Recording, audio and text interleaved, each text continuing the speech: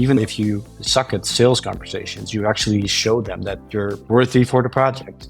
Nick Broekema, a former agency owner for more than 6 years, found himself after selling it stuck in fractional design leadership roles or short-time projects. His income went up and down, and after each project, he'd always have to hustle for the next gig. In 2022, after being sick and tired of the forever feast and famine cycle, he started creating content on LinkedIn. That was the moment that I thought, I probably need to share some content.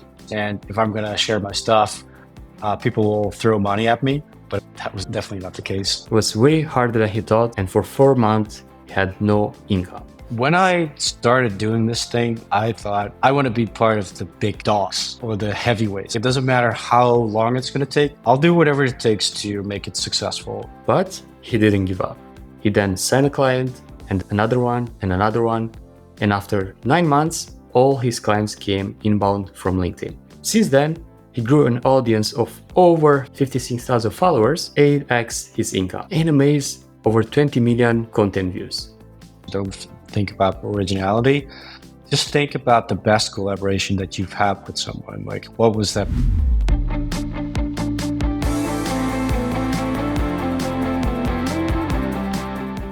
Hey, Nick, welcome to the Nomad Solopreneur Show.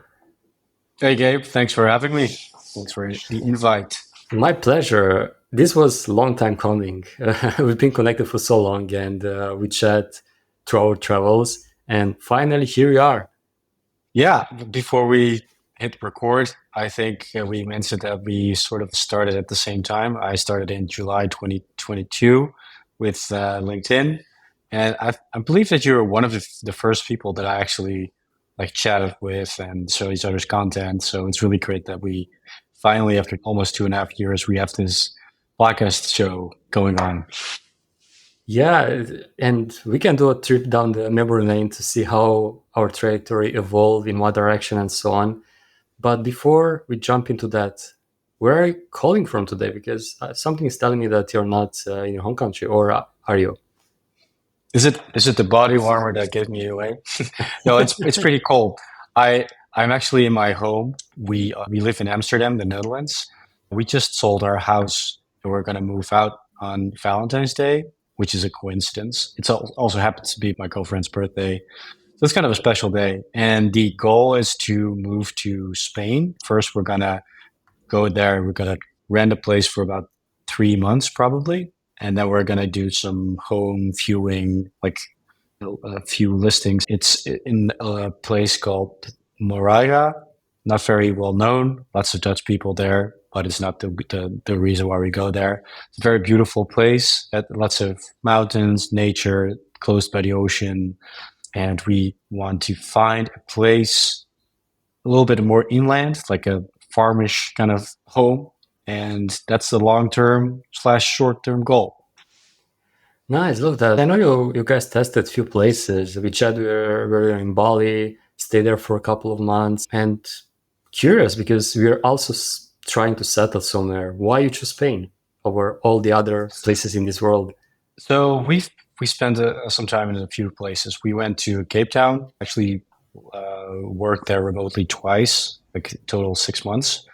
And we also went to Bali until February this year. That was the first time that we took our 2-year-old daughter. Back then she was just 1.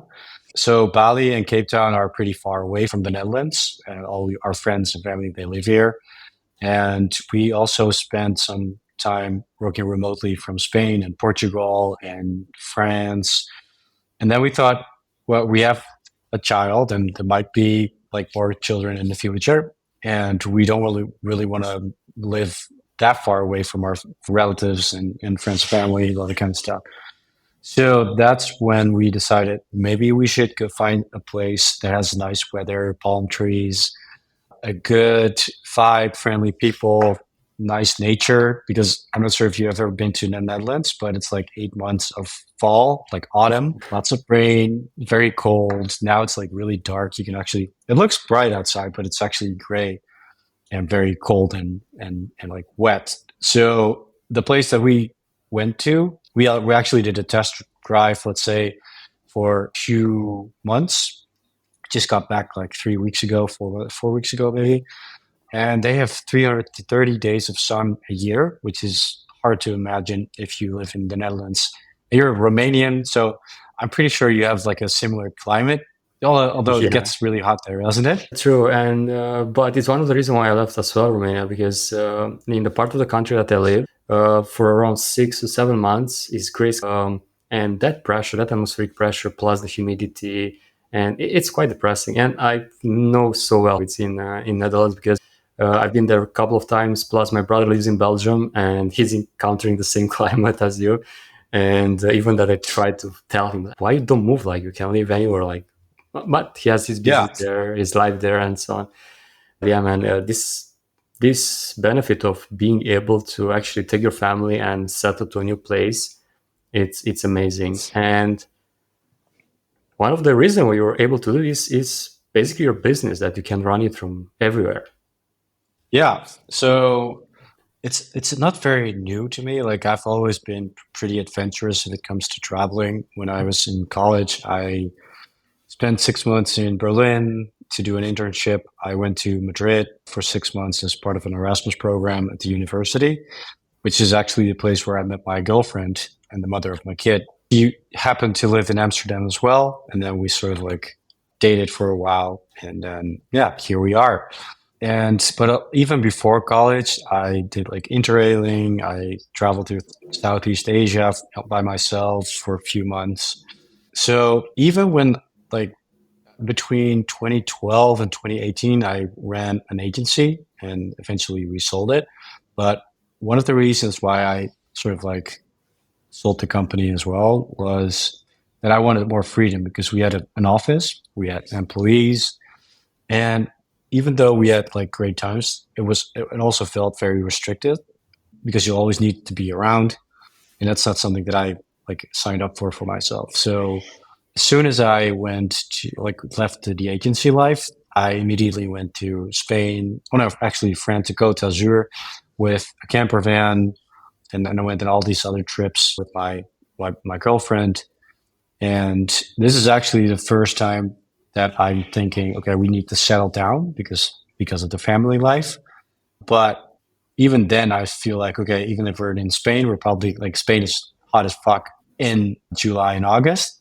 So we're probably going to do like a vacation for a month somewhere else just to be like exploring other places. So, long story short, remote working was always a part of my life in a way. And I actually like it better than vacations because vacations you're kind of like forced to sit down in a beach and or in a hotel and I rather be like part of the community and society in a way and like mingle in and meet people or fellow expats or nomads. So what's that like for you? Have you always been this wanderlusty, if you can put it like that? Not like I spent quite a few years, even that I was working remotely since 2011. Then it's when I start my freelancing career before actually building a business and so on. And I was working from home. Like I had my apartment in one of the biggest cities in Romania, and I was working from there. And even if I had that freedom, I didn't encounter this concept. I was traveling like 2 or 3 times a year, starting at around 25 years old, because before that I couldn't afford it. I arrived in a place that I met a client who did this for already for more than 10 years, living wherever the sun shine brighter and living a totally location independent lifestyle. I was like, wow, he's basically able to do that without really no problem in this world. And then was the seed planted. And actually, it took me a year in order to get that courage to actually try it to see how it works. First, I try like baby steps. I went for 1 week to work remotely from Cyprus in the end of the November, December, and I was like, wow, it's the end of the year. I see Christmas trees and stuff, and I'm able to wear a t-shirt and stroll on the beach. I was like, I can see myself doing this more often than staying in Romania in that cloudy environment. And I put my apartment to sell. Of course, I still have my family in Romania, but I didn't want it to be tied to Romania. And that leap of faith brought me to Southeast Asia, to Bali. I was like, I'll go to there for 2 months. 9 months later, I was still there doing visa runs and stuff. And yeah, that's how I started. But this almost 6 years ago. I wasn't active on LinkedIn back then. It's interesting because, as you mentioned, we start roughly on the same time. And I know for you was that step of going from the agency life to trying to make a living online. How did that unfold for you? So the agency life ended in 2018, and then I started going back into freelancing, doing design and branding for startups and scale ups. I call it design consulting, well, which was essentially an interim role for two bigger scale ups. And one of them was at the office, and that lasted for about 9 months. And it was such a great project, but sitting in the office is just not for me. And then the second one was remotely. So I remember that I think I took the job in Cape Town, and then over time I also went to another place I can really remember. So that was a great fit, but it still felt like a corporate job, and that was not something that I actually wanted. So when it was 2022, I decided to push on the brake and to pivot. So I thought, okay, I have this experience in the IT world. I have experience in freelancing and build a little bit of solopreneurship, if you will. So I decided I want to do this pivot. I want to do business mentoring for helping other people setting up solopreneur businesses. I did have a track record, but I didn't have like a website. People didn't basically know me. So that was the moment that I thought I probably need to share some content. And I thought if I'm going to do it, I've been postponing it for so many years. And if I'm going to share my stuff, people will throw money at me. But that was not definitely not the case. So yeah, it was July 2022 when I started doing my first LinkedIn posts solely for the purpose of getting new clients. When you start that journey, because a lot of people that are starting right now, like you, they have a lot of experience in a certain field. They maybe don't have yet the online authority, or as you mentioned, a website or maybe an online presence. And if you were to do things again, how will you start in order to accelerate that progress and actually start getting traction as soon as possible on LinkedIn? Yeah, so, good question. So in the beginning, I was very insecure about what to write about because I had no experience in that field. And I was paying attention to people like Justin Welsh and Matt Parker and some other folks who were already doing it pretty profoundly. So one of the first things that I did was just basically copying them. And I was just like writing about entrepreneurship, but also like productivity, a little bit of motivational fluff. I even wrote about AI, I think. And I wrote about all these different kind of topics. And even though I had experience in those fields to a certain extent, people had no idea what I was actually doing. And there's so much insecurity and assumption in the beginning, at least for me, when I just started out, because I thought if I'm going to write about this stuff, people will automatically know that I do business mentoring. And even though I hit certain areas of what would be part of my offer, people had no clue. So one of the first things that I would advise if I had to start over is to talk about one topic and really coin that like a category. Now I basically been running with content design for about a year or so. But in the beginning, it was kind of like everything. That would be like number one, be very specific about what you do for whom and how it helps them. The second one is using the right context. Like I keep telling this to my content coaching clients as well. Context is like a funny thing. A lot of people, they tend to do like research and they try to do things perfectly. They try to squeeze every bit of information that they know, all their knowledge into one post. And if you put that in one post, then you get like this abomination of too much information. And also very generic because you won't be able to zoom in on a certain topic. And then it becomes either fluffy or very confusing or unclear. And that's all the stuff that you want to avoid. So context is also very important. One other thing that I did focus on, but not very strategically, is building connections and engaging with other people. Let's say ideal customers. So let's say if you're going to put out content and you put out the right content, as I described before, with the right context and to one person about one offer, then ideally, or I would say assumingly, it attracts the right people, not necessarily in your inbox, but you'll attract people through, let's say, profile views or connection requests. Yeah, sometimes likes and comments, but it's not something that happens a lot if you are trying to attract the lurkers, because that's usually what people are before they become a client for some reason. So I think that's also really important that you kind of like engage with the people who I like to call content triggers. So they indirectly already showed interest because you said something online. And then usually that's a really good icebreaker to say like, hey, I saw you like my post about this topic. Is there anything that you want to know about this? Or it's like a lukewarm lead in a way instead of doing cold outreach, and that just makes your life a whole lot easier if you are looking for clients. Yeah, that's a very good point, because at the end of the day, when it comes to lurkers and active users, most of the time the active users are there for similar reason like you. They create content, they engage with others to make connections. Maybe they're waiting for reciprocation as well. But those that are sitting in the shadows, just looking at your profile, or I don't know, sending you a connection request that it's actually empty. Because I heard a lot of LinkedIn gurus that were like, oh, if a connection request is empty, I want to accept that. In my opinion, not sure about you, but that's a huge mistake. And yeah, those are the ones that show some sort of interest. And those can be considered by any technical term leads. And actually a pretty warm lead comparing to those that you just blessed with spammy pitches and so on that no one asked for.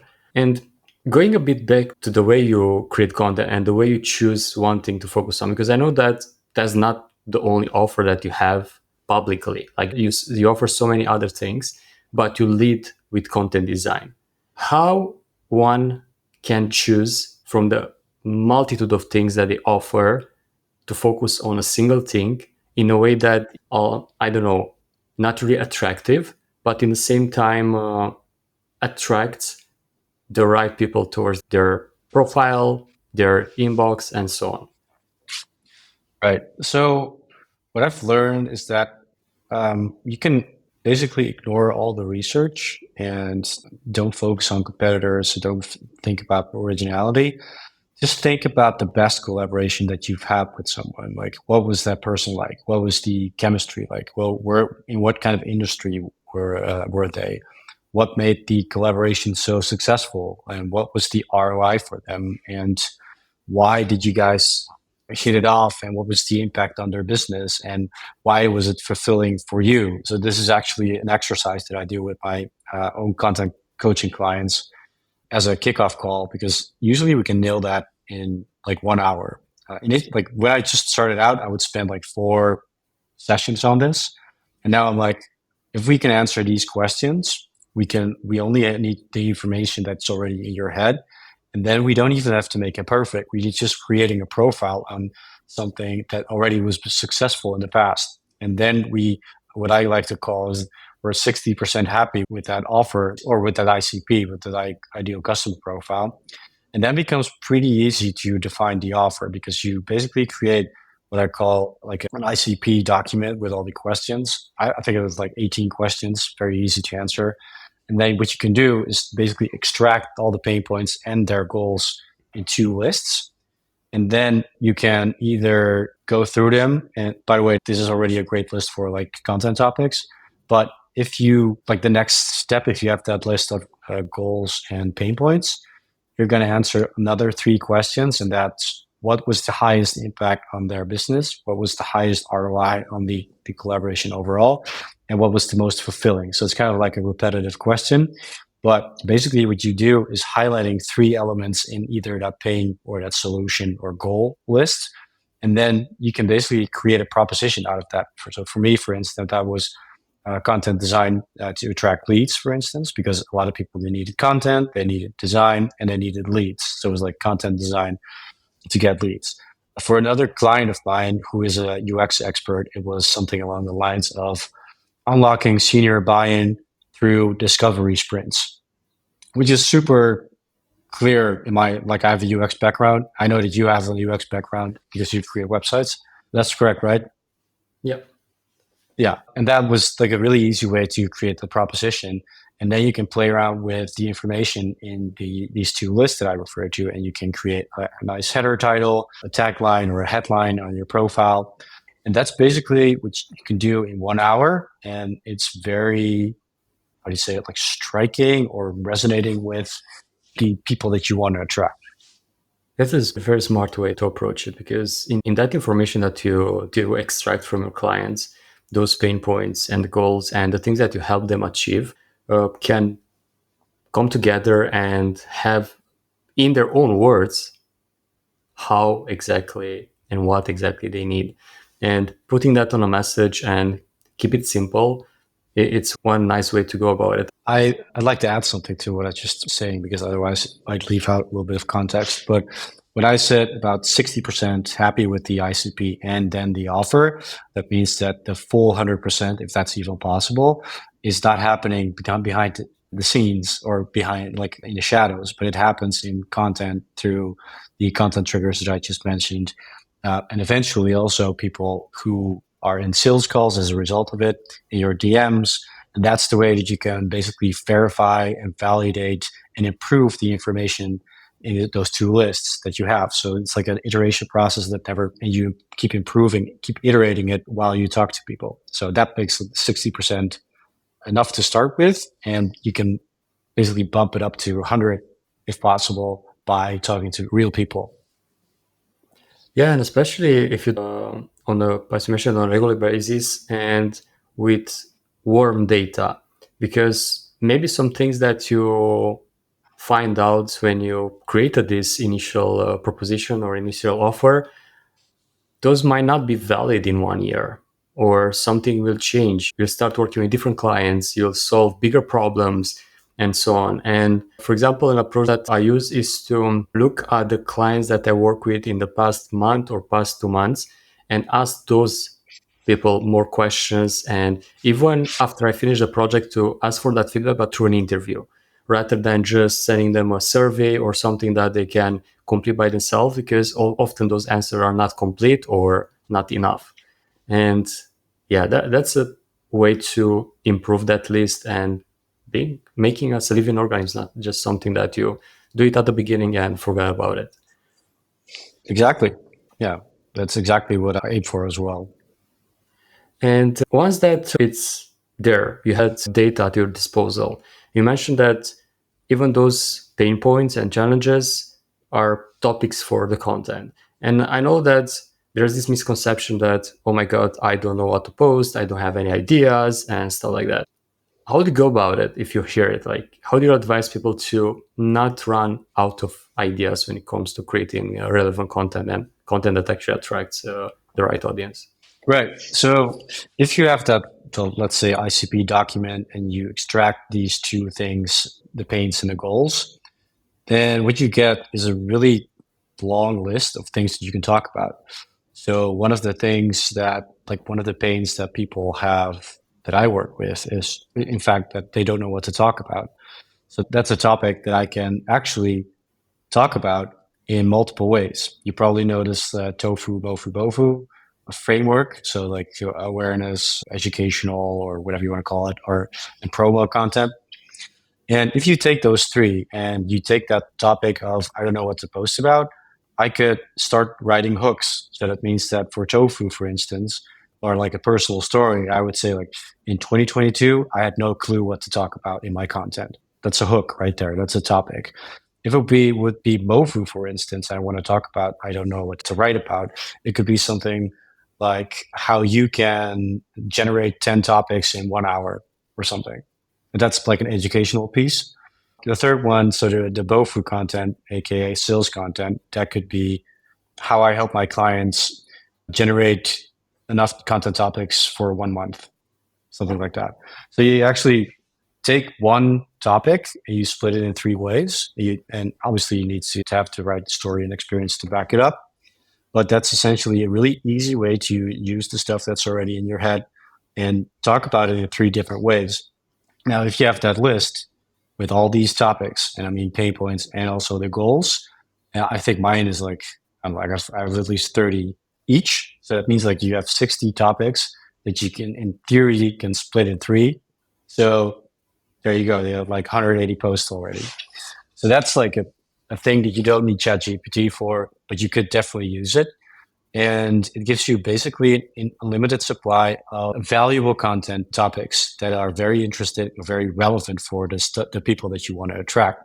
And saying that that you actually start off with these 18 questions that I mentioned is even a bigger number. I suck at math, but that's a huge number of topics that you can come up with. Yeah, absolutely. And that's half of your content right there. And for those that don't have marketing background, the abbreviation are top of the funnel, middle of the funnel, bottom of the funnel that Nick mentioned. And that's so easy in theory, right? Like you interview your clients or your ideal client, you get the information, you transform that information in actually valuable content for them and content that converts. And here you go. Like it is not rocket science, but I feel like most people are trying to imitate what others do in terms of, oh, this topic is trending. Let's create about that. Like, for example, recently with video content on LinkedIn, everyone was overnight becoming a video expert on how to create content.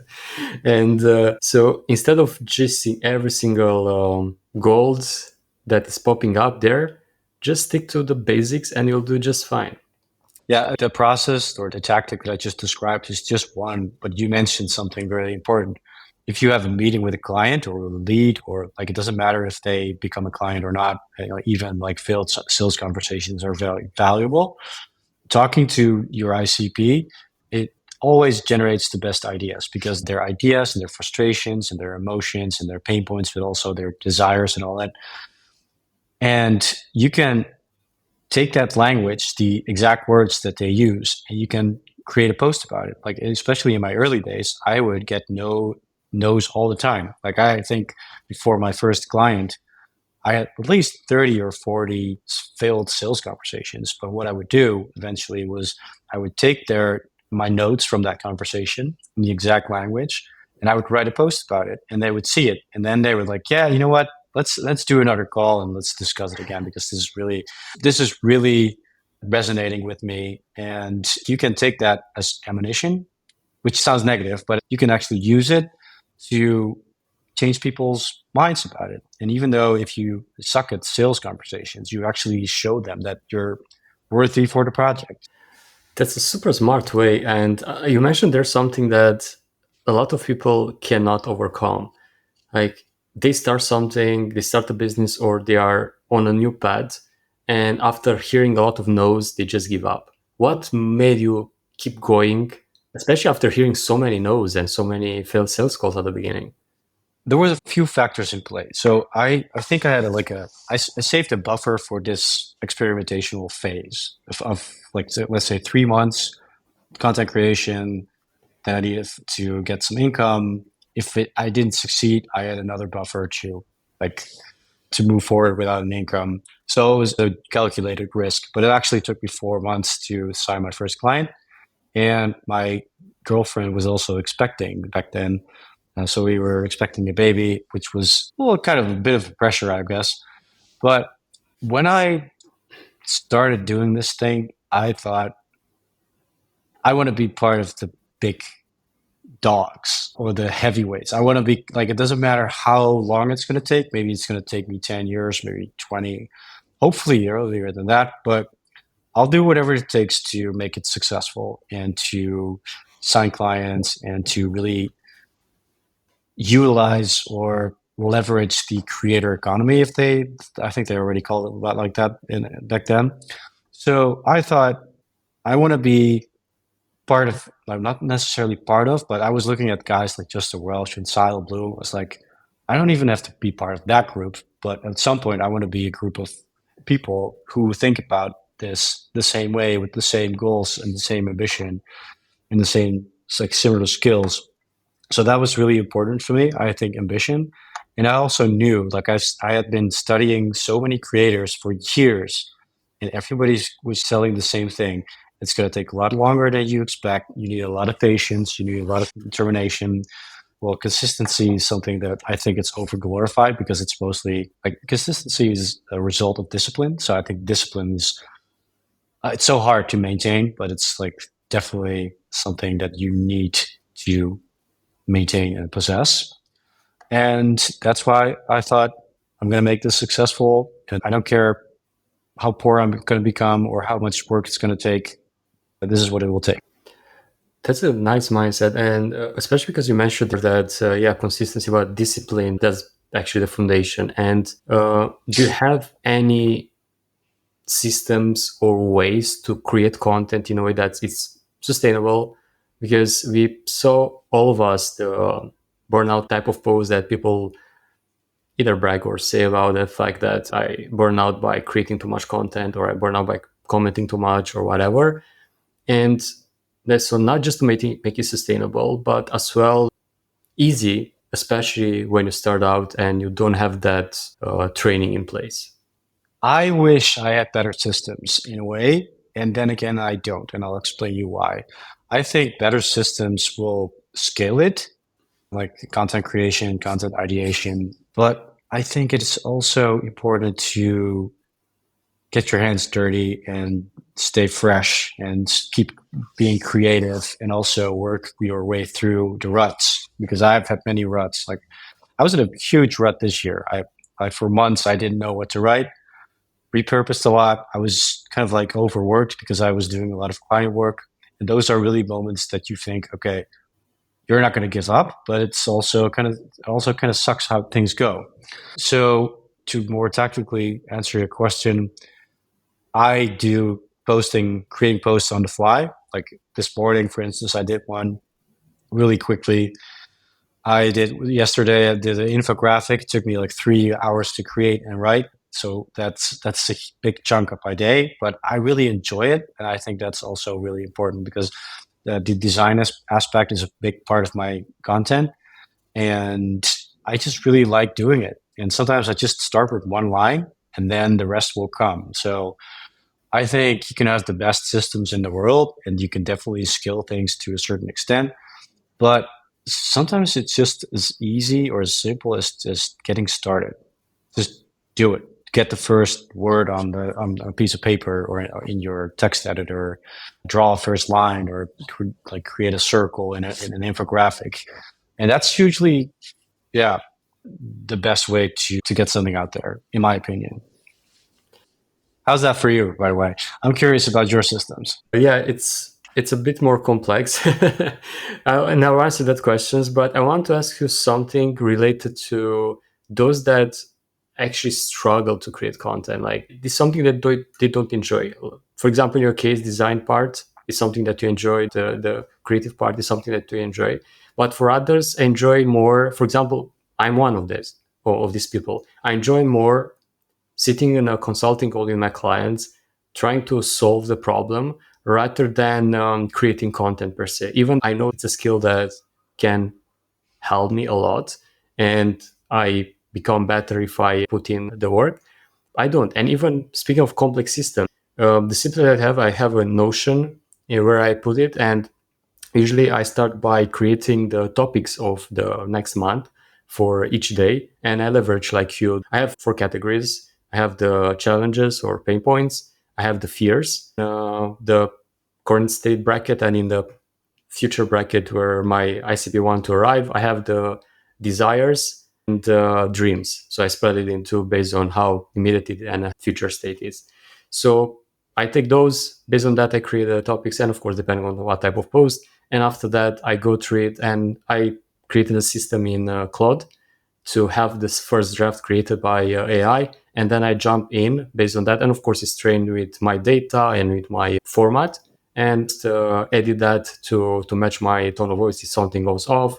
And I, of course, you have to change quite a bit, and schedule that. And if necessary, I choose a certain image that goes in that. Usually I post selfies or relevant images, or maybe some screenshots here and there. So I keep it quite simple, but in the same time, the process in Notion is quite complex. So yeah, going back to the question, like, if you're not really enjoy it, and even if you have systems like me, sometimes, for example, if I deep dive into client work, or I work on some important personal projects, like for example, this month for me was quite quiet on LinkedIn because I wanted to focus strictly on client project and my projects.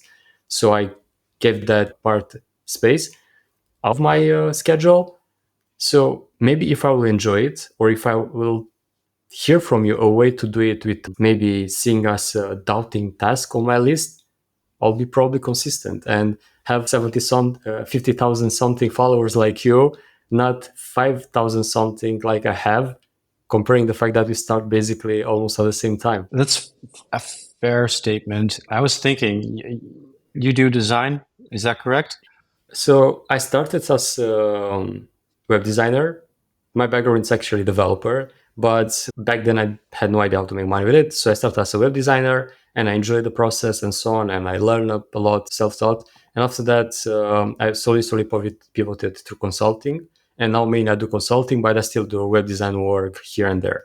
So that's kind of a bit of the background. And the consulting part is focused on three major steps. But first one is productization. Second, it's offer creation. And third, it's marketing automation. That actually sounds pretty similar to my offer in coaching, because you only need three elements, right? You need an offer, you need an ideal audience, and you need marketing. And that's pretty much it, the only thing you need. But I was asking this because if you're a designer or a freelancer at all, there's this very old GIF with three toggles, and they cannot be enabled, all the three of them. And I think they're labeled like cheap, fast, and quality or something. And then if you hit one, you always have to sacrifice one of the two. And I think with content creation, it's kind of the same way. If you have a lot of clients, then you obviously need to dedicate a lot of time to them. So it means that you have to give in. You have to sacrifice a little bit of content creation. And you can either repurpose stuff or use like scalable systems or AI, but it still would not be, in my experience, as good as you would probably do with full dedication and devotion. So I think if you're like basically juggling client work, building your business, and doing content, you're always sacrificing something. But I think the goal is to always try to balance those out or even them out. So after a while, you made some money, you made some clients happy, and then you feel like, okay, I need to dedicate more time on the content. Or you've done like a bunch of content, and then it results in clients, and then you fulfill those clients for a while, and then after client fulfillment, you feel like there was a few systems that were not great, so I have to update those, and it's kind of like how this cycle, for me at least, keeps repeating itself. So I think you can never have those three toggles on the right side or in the greens, but every now and again you just have to switch another one.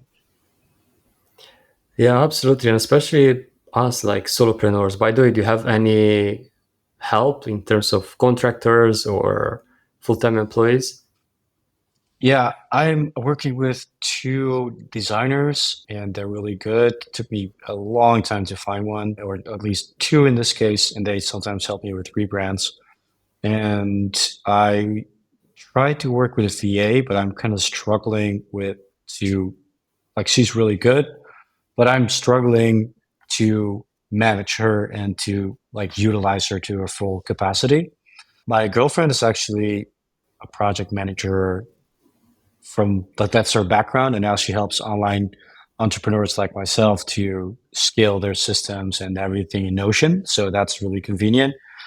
And I'm going to work with Jacob Beggs to create an email list and to create a community.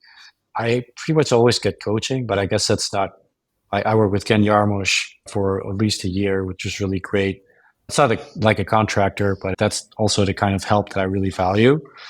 But I mentioned this in another post this week, that one of the goals is for next year is to get more help to outsource things, to systemize things a little better, because I just know that I'm neglecting so many DM conversations. I forget to answer emails. I'm very chaotic if it comes to responding to all the people that are kind of like everywhere, like clients, but also contractors and mostly clients, I would say. So that is something that I need to take care of. And I think the only way to do it is to either automate things or to outsource things, or a combination of both. Yeah, absolutely. Because at the end of the day, there are so many moving pieces in our businesses. It's nice and great to hear that you get help in different forms. Because often is this misconception that if you're a solo founder, you have to do everything yourself. But of course, that's far away from the truth. Same as you, I work with contractors in different parts of my business. And inside the business, it's not help I got from my wife. And because she's a creative director, even that I can build websites and I love that process, is not by far not my main skill. That's the thing, right? Like asking for help, getting the right help in, and trying to systematize things and build processes and so on can help of us to get to the next level and build that consistency. That pair with discipline that you mentioned, I think it's, in my case, it's something probably that actually stopped me for getting the most out of LinkedIn, even that I not utilize it the way you do. Like I know that you're mainly relying on LinkedIn for getting leads. In my case, it's like probably 10% of the leads I get for my business. But speaking of that, in your case, for example, or in your client's case, if you were to give numbers or percentages from the amount of leads that you get in a month, or how many leads you need to get in a month in order to get fully booked, and roughly what's the percentage of conversion from leads to actual clients? So my goal is not to be fully booked out. I've done that for at least a year, and it was very stressful. And especially when you have a family, you tend to think or approach these things differently. So my goal is not to be booked out. I also don't do much sales content, and that also had to do something with the fact that I wasn't really happy with my offer. But still, like inbound leads come in every day, and I just cherry pick people really carefully in the sense of that I really want this to be a good match, and I want to have the right chemistry, and I want to be sure that I can give them the right ROI. Like in the past, I've worked with clients that I wasn't able to give them the best they deserved, and that's really frustrating. So stuff that keeps me up at night. So I think it's really important to give people the right attention and the right ROI. And that's why I don't really want it to be booked out. But I would say though that yeah, like 100% of my inbound leads, all my leads, they come from LinkedIn. I love talking with people like you because you're kind of, at least from the ones that I interact with, the exceptions, like purely relying on LinkedIn, not having a website, and being able to cherry pick your clients, work with the best clients, and like provide the best results. I think that's something that people should learn from, because when you have your way of doing things, like laser focus on one ICP, laser focus on one offer, one channel, you're the example that results can come without having to spread yourself through all social media accounts, having multiple websites, multiple offers, multiple landing pages, and so on. If there was, from my side at least, to take one big takeaway from our conversation, apart from all the golden nuggets that you shared, which hopefully those listening took notes and start applying, this for me will be it. But speaking of those listening and watching, where they can connect with you? Tricky question, I know, is LinkedIn. Yeah, the irony is that I can only be found on LinkedIn. I don't have a website yet, but I don't think I don't need one anyway. Not anytime soon, but who knows? So LinkedIn is the only place that people can find me, and everything that they want to know or need to know, that's on my profile. And my name is Nick, which you write Nick, and my last name is Broekema, which is Broekema, and that's the way you can find me on LinkedIn. Awesome. And the link will be down below as well. And Nick, I want to conclude this with a short challenge for those listening that you can apply in less than 1 week. What you will tell them to do in order to start creating content consistently on LinkedIn or any other platform that they choose for where their ICP are spending their time? Start by using the stuff that's in your head. Avoid doing research, and trust that people are actually waiting for your knowledge, which is very hard in the beginning, but it's the truth because I've been through this process myself and my clients have been through this process. And it's honestly the best and most authentic way to get started. and you'll be amazed how people will respond to it. And you will be amazed how many people, the right people, will be attracted by it. Awesome. Awesome challenge. Thank you so much for sharing it. Thank you so much for coming today. Thanks again for having me, and thanks for the great questions. You, yes, you're one of the few that stick to the end. And I want to thank you from the bottom of my heart for doing so. If you haven't subscribed already, please do so below. And if you got any value from this, please share it with a friend. They might got some value from it as well. Thank you so much, and until next week, Pura Vida!